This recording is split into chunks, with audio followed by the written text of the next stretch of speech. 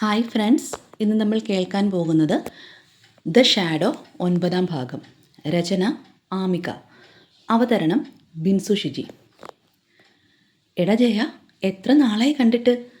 എന്നാൽ ഇവിടെ എത്തിയിട്ട് നിനക്ക് എന്നെ ഒന്ന് വിളിക്കാൻ തോന്നിയില്ലല്ലോടാ. അത്രയ്ക്ക് അന്യനായിപ്പോയോ ഞാൻ നിനക്ക്? നിറഞ്ഞ പരിഭവത്തോടെയുള്ള സക്കറിയ മാഷിൻ്റെ ചോദ്യം കേട്ടപ്പോൾ ജയദേവൻ മുഖത്തൊരു മങ്ങിയ പുഞ്ചിരിയോടെ ഉമ്മറത്തേക്ക് ഇറങ്ങി വന്നു.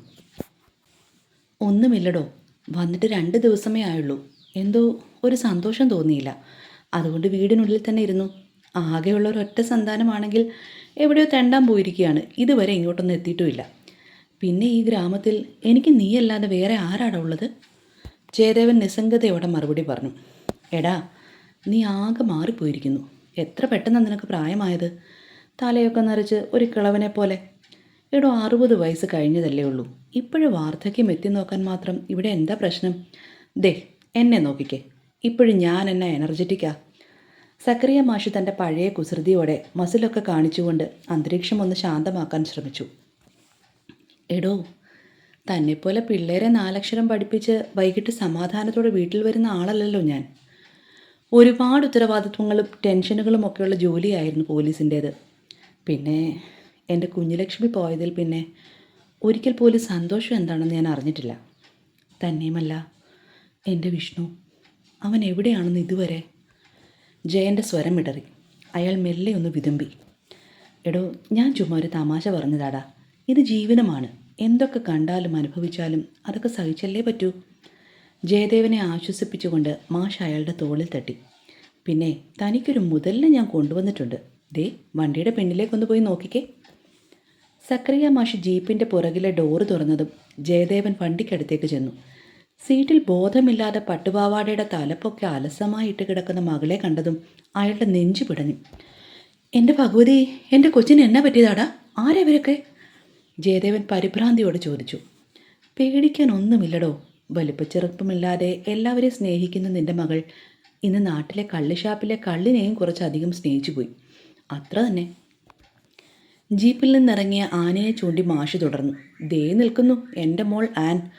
ഇവളും കൂട്ടരും കൂടിയാണ് നിൻ്റെ കൊച്ചിനെ വഴിതെറ്റിച്ചത്. ബാക്കി വിസ്താരം പിന്നെയാകാം. ആദ്യം നമുക്ക് ഈ സാധനത്തിനെ അകത്തേക്ക് കിടത്താം. ജയദേവനും മാഷും ചേർന്ന് വൈഷുവിനെ ജീപ്പിൽ നിന്നും പതുക്കെ താങ്ങിയെടുത്ത് ഉമ്മറത്തെ തടിത്തിണ്ണയിലേക്ക് കിടത്തി. അവളുടെ മുഖത്തേക്ക് നോക്കി നിൽക്കുമ്പോൾ ജയൻ്റെ കണ്ണുകൾ വീണ്ടും നിറഞ്ഞു വന്നു. വർഷങ്ങൾക്ക് ശേഷം തിരികെ വന്ന മകൾ തൻ്റെ കൈകളിലേക്ക് ഇങ്ങനെ ഒരു കോലത്തിൽ വീഴുമെന്ന് അയാൾ ഒട്ടും പ്രതീക്ഷിച്ചിരുന്നില്ല. ആൻ, നീ വണ്ടിയിൽ തന്നെ ഇരുന്നോണം. വീട്ടിൽ ചെന്നിട്ട് നിനക്കുള്ള ഞാൻ തരുന്നുണ്ട്. മകളെ രൂക്ഷമായി ഒന്ന് നോക്കിക്കൊണ്ട് മാഷ് ജയൻ്റെ അടുത്തേക്ക് നടന്നു. എൻ്റെ പൊന്ന് ജയ, നിൻ്റെ ആ പഴയ കുരുത്തക്കേട് മുഴുവനും അവൾക്ക് കിട്ടിയിട്ടുണ്ട്. പത്രോസിൻ്റെ ഷാപ്പിൽ പോയി മൂക്കുമുട്ട വെള്ളവും അടിച്ച് അവിടെയെല്ലാം കക്കിക്കൂട്ടി. ഒന്നും പറയണ്ട, നല്ല പരുവത്തിലായിരുന്നു എല്ലാം. നമ്മുടെ കൊച്ചച്ചൻ വിളിച്ചു പറഞ്ഞപ്പോൾ ഇങ്ങനെ ഒരു സർപ്രൈസ് ഞാൻ ഒട്ടും വിചാരിച്ചില്ല.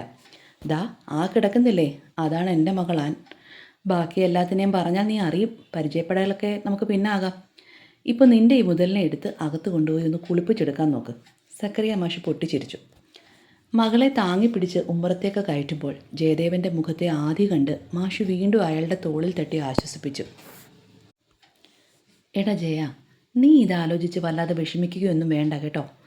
ഇതൊക്കെ ഇപ്പോഴത്തെ പിള്ളേരുടെ ഓരോ പ്രായത്തിൻ്റെ ചോരത്തെളുപ്പും ചെറിയ കുരുത്തക്കേടുകളും ഒക്കെയാടാ. നമ്മളൊക്കെ ഈ പ്രായത്തിൽ ഇതിനപ്പുറം കാട്ടിക്കൂട്ടിയതല്ലേ. ഡാഡി ഫിറ്റാണോ? ഞാൻ പിടിച്ചിട്ടുണ്ട്. നേരെ നടക്ക്. ഒരു വിധത്തിൽ മകളെ താങ്ങി അകത്തേക്ക് കൊണ്ടുപോകുമ്പോൾ വൈഷുവിൻ്റെ നാക്കൊഴിഞ്ഞ ശബ്ദം കേട്ടു. ഡോ, ഇതിപ്പോൾ വാദി പ്രതിയാകുന്ന ലക്ഷണമാണല്ലോ. എന്തായാലും നമുക്ക് പിന്നെ കാണാം. നമുക്കൊന്ന് കൂടണ്ടേ? മാഷ് കണ്ണ് ചിമ്മി ചോദിച്ചു. ഞാനതൊക്കെ പണ്ടേ നിർത്തിയിടോ. പിന്നെ നിനക്ക് വേണമെങ്കിൽ കഴിക്കാം. ഞാൻ കൂടെ വരാം. പ്രായമായ ഒരു പെങ്കൊച്ചാണ് വീട്ടിലുള്ളത്. അമ്മയില്ലാത്തതിനെ നോക്കി വളർത്തണ്ടേ. കാലം വേറെയാ. തിരിഞ്ഞു നടക്കുമ്പോൾ ജയദേവൻ സക്കറിയ മാഷിന് മറുപടി നൽകി. ഈശോയെ, ഓരോ മനുഷ്യൻ്റെയും ജീവിതം എങ്ങനെയൊക്കെയാണ് മാറി മറിയുന്നത്. ജയനെ വെച്ച് നോക്കുമ്പോൾ ഞാൻ എത്ര ഭാഗ്യവാനാ. എല്ലാം കൊണ്ടും സമ്പന്നൻ. തിരിച്ചു വണ്ടിയിലേക്ക് കയറുമ്പോൾ സക്കറിയ മാഷ് സ്വയം ആത്മഗതം ചെയ്തു. അകത്ത് കട്ടിലിൽ കിടന്ന വൈഷുവിൻ്റെ അടുത്തേക്ക് ഒരു കപ്പ് തൈരുമായി ജയദേവൻ ചെന്നു. ദാ ഇത് കുടിക്ക്. അത് മകൾക്ക് നേരെ നീട്ടിക്കൊണ്ട് ജയദേവൻ പറഞ്ഞു. ഡാഡി, എനിക്ക് വേണ്ട. ഞാൻ ഇപ്പോഴേ ഫുള്ളാ. അവൾ കൈകൊണ്ട് തടഞ്ഞു. നിൻ്റെ പട്ടച്ചാരായമല്ലിത്, നല്ല അസൽ തൈരാ. വയറ്റിലുള്ളതൊന്ന് ഇറങ്ങിപ്പോയി ഒന്ന് നോർമലാകട്ടെ. എന്താ മോളെ ഇത്? ഈ നാട്ടിൽ വന്ന് ഇങ്ങനെയൊക്കെ കാണിച്ചു കൂട്ടി എന്തിനാ എൻ്റെ മനസ്സമാധാനം കളയുന്നത്? ജയന് ചോദിക്കാതിരിക്കാനായില്ല. ഡാഡി, എനിക്കൊന്ന് ഉറങ്ങണം. ഇവിടെ വന്നതിൽ പിന്നെ ഞാൻ ഉറങ്ങിയിട്ടില്ല. എവിടെയൊക്കെ തിരഞ്ഞു നോക്കിയെന്ന് അറിയാമോ എൻ്റെ വിഷ്ണുവേട്ടൻ? അവനെ കാണാതെ എനിക്ക് എങ്ങനെ ഡാഡി ഉറങ്ങാൻ പറ്റുക? എൻ്റെ മനസ്സമാധാനത്തിന് വേണ്ടിയാണ് ഞാൻ കുടിച്ചത്. I love you daddy. കുഴഞ്ഞ ശബ്ദത്തോടെ അവൾ കിടക്കയിലേക്ക് വീണുറങ്ങി. മകൾ ഉറങ്ങിയെന്നുറപ്പായപ്പോൾ ജയദേവൻ പെതുക്കെ വീടിൻ്റെ പിന്നാമ്പുറത്തേക്ക് നടന്നു. അവിടെയുള്ള കുഞ്ഞുലക്ഷ്മിയുടെ അസ്ഥിത്തറയിലേക്ക് നോക്കി ജയദേവൻ തൻ്റെ നെഞ്ചിലെ ഭാരം മുഴുവൻ ഇറക്കി വെച്ചു. കുഞ്ഞുലക്ഷ്മി, എനിക്കെല്ലാം നഷ്ടമായ ഈ മണ്ണിലേക്ക് തിരിച്ചൊരു വരവ് വേണ്ടെന്ന് വിചാരിച്ചതാണ് ഞാൻ. പക്ഷേ വൈഷ്ണവിക്ക് ഒരേ പിടിവാശി, ഏട്ടനെ കണ്ടെത്തിയേ പറ്റുമെന്ന്. ആത്മാക്കൾക്ക് ഒത്തിരി ശക്തിയുണ്ടെന്ന് ആരൊക്കെയോ പറഞ്ഞു കേട്ടിട്ടുണ്ട്. എൻ്റെ പൊന്നുമോളുടെ കൂടെ നീ ഉണ്ടാകണേ. ഇനി ഒരു നഷ്ടത്തെ കൂടി താങ്ങാനുള്ള ശേഷി ഈ ശരീരത്തിനില്ല ലക്ഷ്മി, ഇല്ല. അവളെ ആരുടെയെങ്കിലും കൈകളിലൊന്ന് ഏൽപ്പിച്ച് നിൻ്റെ അടുത്തേക്ക് വരണം. എത്രയോ കാലമായി ഞാനതിന് കൊതിക്കുന്നു. പക്ഷേ നിൻ്റെ മോള് നിന്നെപ്പോലെ തന്നെ ഭയങ്കര പിടിവാശിക്കാരിയാണ്.